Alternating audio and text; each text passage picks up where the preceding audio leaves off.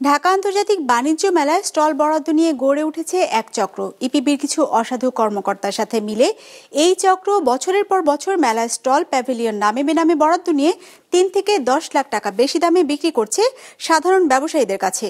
অভিযোগ উঠেছে, নিয়মের ফাঁদে পড়ে সরাসরি স্টল নিতে পারছেন না সাধারণ ব্যবসায়ীরা, জিম্মি হয়ে পড়েছেন এই চক্রের কাছে। নিয়াজ মোর্শেদের রিপোর্ট, ক্যামেরায় ছিলেন নূর মোহাম্মদ মানিক। ২৫০টিরও বেশি ডিজাইন অপশন নিয়ে ওয়ালটন স্মার্ট ফ্রিজ, বোঝে আপনার প্রয়োজন। This is the black marketing here, very black marketing.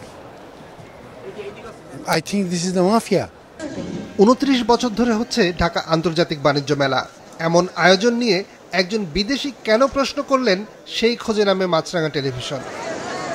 কর্তৃপক্ষের দাবি, এবার মেলায় ১১টি ভিনদেশি প্রতিষ্ঠান অংশ নিয়েছে, কিন্তু মেলার মূল প্রাঙ্গণে ৫০টিরও বেশি ভারতীয়, পাকিস্তানি ও ইরানি স্টল। एक ब्लॉक में एक लिया है, बी ब्लॉक में और बाहर एक स्टॉल है हमारे पास सर। এসবের হিসাব কেন ইপিবির কাছে নেই? এরা কোত্থেকে এলো, কার কাছ থেকে স্টল নিয়েছে, কিভাবে নিয়েছে? স্টলটা পেয়েছে মামুন ভাই। ওনার নাম হচ্ছে মামুন সাহেব। ये कुरियर का नहीं है, यहाँ का लोकल डीलर होगा। थाईलैंड भी ये धोखेबाजी है।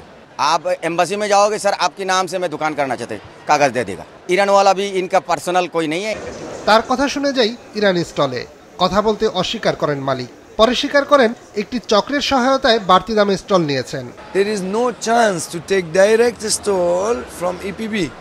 We have to take it from another person. কাগজে কলমে ৭৫ নম্বর মিনি প্যাভিলিয়ন পেয়েছে সোহাগ বস্ত্র বিতান, কিন্তু সেখানে এক পাশে জুতা আর এক পাশে আচার বিক্রি হচ্ছে। পাশের কয়েকটি দোকানে একই অবস্থা। একটা স্টলরে দুইটা করা হয়েছে আর কি।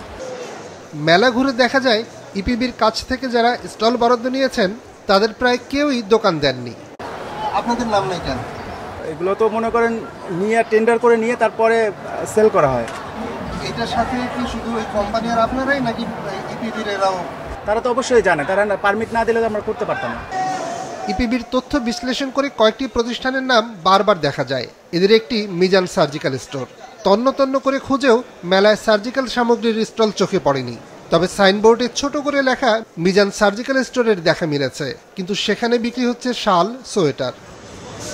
মিজান সার্জিক্যাল স্টোরের ঠিকানা হিসেবে মোহাম্মদপুরের মুক্তিযোদ্ধা টাওয়ারের নাম ব্যবহার করেছে, সেখানেও নেই সেই দোকান। ৩ বাড়ি পরে মসজিদের পাশে পাওয়া যায় দোকানটি, কিন্তু মালিক নেই। মোবাইল ফোনে কথা বলে জানা যায় তার ট্রেড লাইসেন্স ব্যবহার করে মামুন নামে একজন মেলা স্টল নিয়েছেন। আমার ওই ট্রেড লাইসেন্স আমার এক ভাই নিয়ে জমা দিছিল, এখন ওখানে দোকান পাইছি কিনা তাও আমারে বলে নাই। মুক্তিযোদ্ধা টাওয়ারে পরিবার নিয়ে বাস করেন মামুন, যিনি কয়েক বছর ধরে ইপিবির কয়েকজন কর্মকর্তার সহায়তায় প্যাভিলিয়ন, মিনি প্যাভিলিয়ন স্টল নিচ্ছেন।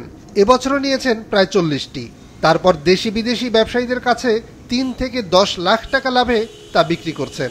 আমার তো মিজান সার্জিক্যাল না, আমার তো অনেকগুলো আছে, আমার আরো ৪-৫টা আছে। মিনিমাম ভাড়া ৫ থেকে ৬ লাখ, এর নিচে হবে না।